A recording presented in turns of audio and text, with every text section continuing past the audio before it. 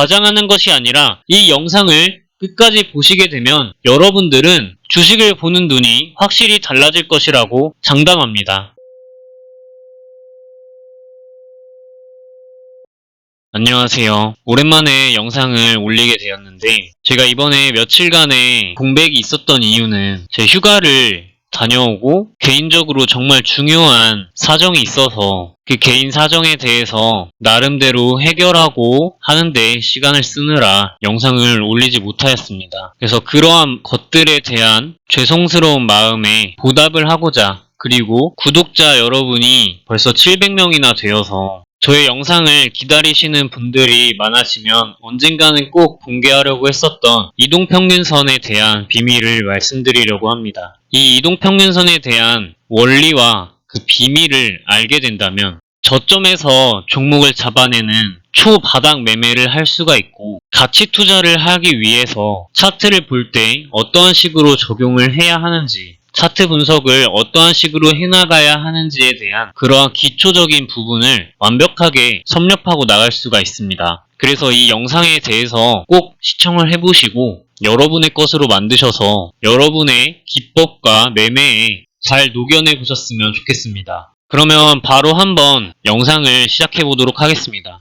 가장 먼저 말씀드릴 게 일단 이동평균선. 이동평균선의 근본적인 정의는 N일간의 가격의 평균, 이것을 선으로 나타낸 것입니다. 그런데 이 N일간의 가격의 평균을 따질 때 시가로도 따질 수 있고 종가로도 따질 수 있고 고가, 저가 이런 식으로 다 따질 수가 있는데 일반적으로 사람들이 사용하는 것은 종가입니다. 그래서 이 이동평균선의 정의를 다시 한번 써보자면 N일간의 종가의 평균을 선으로 나타낸 것입니다. 이 기본적인 정의를 짚고 넘어가셔야 하는데 여기서 주의를 기울이셔서 한 번 더 깊게 생각을 해보셔야 합니다. 종가의 평균이라고 했습니다.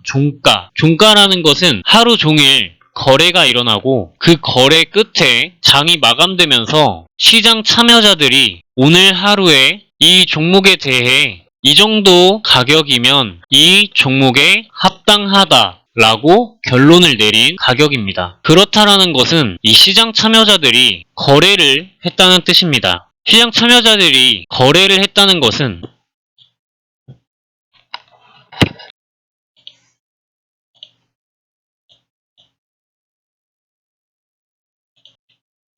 글씨가 조금 너무 작아서 글씨를 키웠는데, 거래를 했다는 것은 누군가는 샀고 누군가는 팔았다라는 것입니다. 그렇다면 이동평균선의 정의를 다시 한번 내려볼 필요성이 있습니다. 이동평균선을 재정의하자면 N일 동안 시장 참여자들이 매수 또는 매도한 평균 가격이라고 정의할 수가 있어집니다. 이것이 왜 중요한지를 생각을 하여야 합니다. 참고로 말씀드리자면 제가 주식 공부를 맨 처음 시작하였을 때 개미대학에서 낸 세력의 매집 원가 구하기, 제가 이 책으로부터 공부를 시작했었는데 그때 이동평균선을 재정의했던 명칭이 이겁니다. 그래서 정확히 이 내용에 대해서 궁금하신 분들은 개미대학 분께서 책으로 내신 이 책을 살펴보시길 바라며 이 책을 한번 보시면 더 잘 이해가 되실 거라고 생각합니다.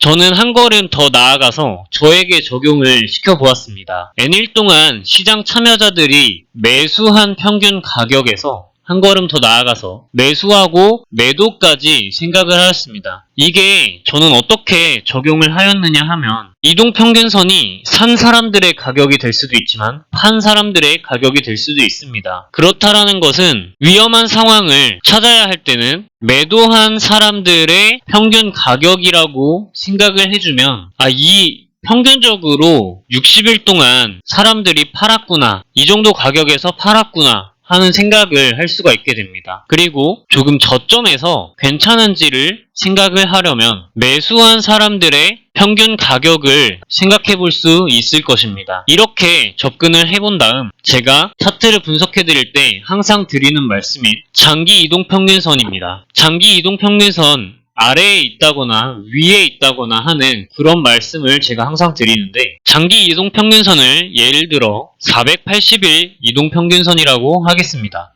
그러면 이 480일 이동평균선은 480일 동안 시장 참여자들이 매수한 평균 가격, 그리고 똑같이 480일 동안 시장 참여자들이 매도한 평균 가격이 될 것입니다. 이렇게 생각을 하고 이동평균선 아래에 있다면, 캔들이 480일 아래에 있다면 여러분은 480일 동안 매수한 사람보다 싸게 살 수 있는 상황이 됩니다. 반대로 480일 이동평균선 위에 있다면 480일 동안 매수한 사람들보다 비싸게 사게 되는 것입니다. 여러분, 어떠한 종목이 특정한 가격을 잘 지지하는 모습을 바닥권에서 보여준다면 그것은 저희 같은 개인 투자자들이 알아서 만들 수가 있을까요?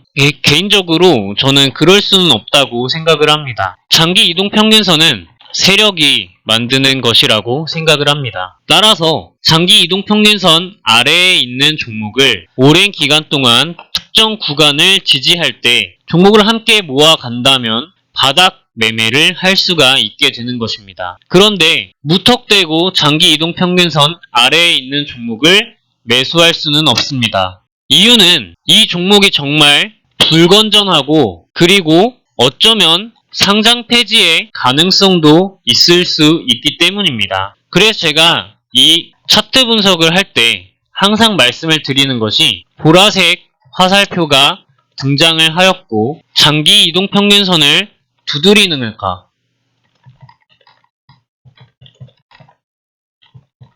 이러한 것들에 대해서 항상 말씀을 드리고 있고, 그리고 어느 정도 올라와서 상승 박스권을 만들고 있다 라는 말씀을 드립니다.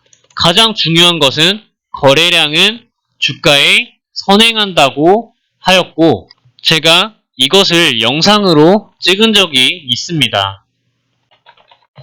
참고를 반드시 해보셨으면 좋겠고, 그래서 이것이 힌트가 될 수 있습니다. 거래량. 그래서 이 거래량은 어떻게 보아야 하는지를 종목을 통해서 한번 살펴보도록 하겠습니다. 먼저 삼성전자 차트를 통해서 말씀을 드려보고자 합니다. 기본적으로 주식을 통해서 돈을 버는 방법은 싸게 사서 비싸게 파는 것, 이거 하나만 지킬 수가 있으면 됩니다. 그렇다면 싼 것은 어떻게 파악을 해야 하는가? 저평가된 주식을 고평가 되었을 때 팔아야 합니다. 그렇다면 저평가되었다는 것은 어떻게 알 수 있을까요? 시장에 관심이 없을 때, 이때가 어느 정도 저평가되었다고 할 것입니다. 제가 이전의 영상에 대해서 거래량에 대한 이야기를 풀어나갈 때 거래량이 시장의 관심이라고 하였습니다. 그러면은 거래량이 없으면 시장에 관심이 없다고 할 수 있고, 이러한 것들이 어렵다면 역배열 구간에 있는 종목을 파악하게 되면 그것이 저평가되었다고 할 수가 있겠습니다. 그런데 그러면 고평가되어 있는 건 어떻게 알 수 있는가? 정배열 구간이 먼저 되어야 합니다. 정배열 구간이 되어서 이동평균선과 이격도가 크게 벌어지면 그때는 어느 정도 고평가가 되었다라고 판단을 할 수가 있고, 사실 여기에서 거래량이 이탈되는가의 여부를 판단을 하는 것이 먼저입니다. 이격도가 크게 벌어지더라도 거래량이 이탈되지 않았다면 그것은 고평가가 아직은 아닐 수 있다 라고 저는 세력의 이동을 파악을 함으로써 종목을 분석하게 됩니다. 영상 내용이 점점 길어지고 있어서 차트를 통해서 마지막으로 깔끔하게 알아보고 진행을 해보도록 하겠습니다. 삼성전자의 차트를 크게 늘려보았습니다. 제가 항상 말씀드리는 거래량은 주가에 선행한다 라는 것이 벌써 드러나고 있습니다. 1998년에 역대급 거래량이 들어온 이후 엄청난 상승을 보여주었습니다. 물론 저희 같은 개인 투자자들이 이때부터 10년이 넘는 시간 동안 종목을 이렇게 계속 홀딩하고 있을 수 있는 분들은 많지 않을 겁니다. 그리고 이때 샀다고 하더라도 이게 여기까지 갈지 알 수 없을 뿐더러 이 종목을 잘 분석해야만 가지고 있을 수가 있고, 그러한 내용을 떠나서 언제 이거를 사야 하는가, 이 역대급 거래량이 나오면 무조건인가, 이런 것을 생각을 해봐야 하는데, 보시면 이 역대급 거래량이 나왔던 부분, 역시나 제가 항상 차트를 말씀드릴 때 보여드리던 장기 이동평균선이 하락세가 끝이 날 구간쯤에 역대급 거래량이 나오고 장기 이동평균선을 돌파하는 모습을 역대급 거래량과 함께 보여주게 됩니다. 이 역배열 구간에 있는 동안에는 지금 시장의 관심이 적을 것이고 시장의 관심이 적을 뿐더러 저평가가 돼 있다라고 생각을 할 수가 있는 것입니다. 그리고 나서 이때쯤 1999년 2월쯤부터는 정배열이 완전하게 구현이 됨으로써 특정 구간을 지지하고 상승 박스권을 만드는 모습을 보이게 됩니다. 그래서 바닥 매매를 할 때 역배열 구간에서 거래량이 크게 들어온 종목, 이것만 관찰을 하면 어느 정도 중박은 치는 것은 정말 쉽습니다. 그렇기 때문에 종목의 건전성을 먼저 파악을 하시고 역배열 구간에서 저평가되어 있는 종목을 찾는 것이 가치 매매를 할 때도 차트를 참고한다면 반드시 선행되어야 하는 부분이라고 저는 생각을 하고 있습니다. 이렇게 우량한 종목에서도 역시나 거래량은 이러한 모습을 보여주게 되고 지금 보시면 최근에 장기 이동평균선과의 이격도가 매우 벌어진 것을 아실 수가 있습니다. 이 종목이 앞으로 어느 정도까지 상승할지 아니면 아래로 그대로 이렇게 고꾸라질지 이것은 정말 아무도 모르는 것이고 저희가 알 수 있는 것은 거래량은 주가에 선행한다. 오직 그 사실 하나뿐입니다. 최근에 제가 기억하고 있는 구형테크라는 종목에 대해서 한번 차트를 봐보도록 하겠습니다. 이 종목도 최근에 정말 큰 상승이 있었죠. 크게 한번 늘려봅니다. 그러면 이때 엄청난 큰 상승이 나오기 전에 보시면 역대급 거래량이 들어오는 모습을 보게 됩니다. 그리고 나서 이 부분에서 확대를 해보시면 이러한 부분은 절대 세력의 이탈이 아닙니다.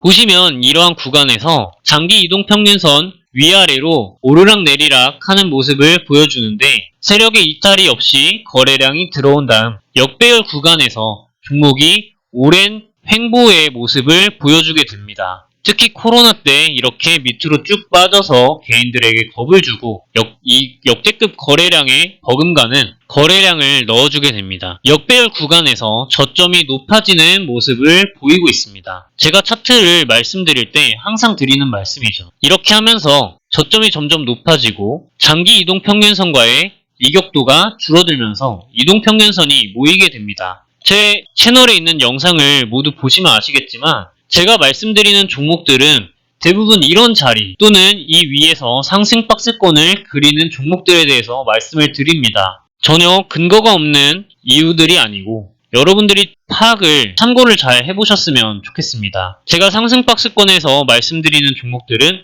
이러한 자리에서 횡보가 조금 더 길어지는 그러한 차트를 말씀을 드릴 때도 있습니다만 어쨌든 결국은 저평가된 종목을 찾을 때는 역배열 구간에서 찾는 것이 기본이고 이렇게 저점이 높아지는 모습까지 보여주면 좋습니다. 그 이후에 역배열 구간에서 정배열 구간으로 바뀌는 그 시점에 제가 종목을 항상 말씀을 드리는데 거기에서도 제가 특정 구간을 이탈하면 안 된다고 말씀을 드립니다. 그것은 다시 한번 역배열 구간으로 들어가면서 오랜 침체 구간이 반복될 가능성이 있기 때문에 말씀을 드리는 것입니다. 이런 식으로 여러분들이 이동평균선에 대한 개념을 재정의하고 그것을 어떻게 활용하여야 하는지에 대해서 오늘 제 영상을 통해서 익히셨으면 좋겠고 이해가 되지 않는다면 여러 번 꼭 반복을 하셔서 본인의 것으로 반드시 만들어 보시길 바랍니다. 과장하는 것이 아니라 이 영상을 끝까지 보시게 되면 여러분들은 주식을 보는 눈이 확실히 달라질 것이라고 장담합니다. 모쪼록 여러분들이 이것을 여러분들만의 기술로 바꾸어서 여러분들의 매매에 적용하고 성공하는 투자자가 되셨으면 좋겠습니다.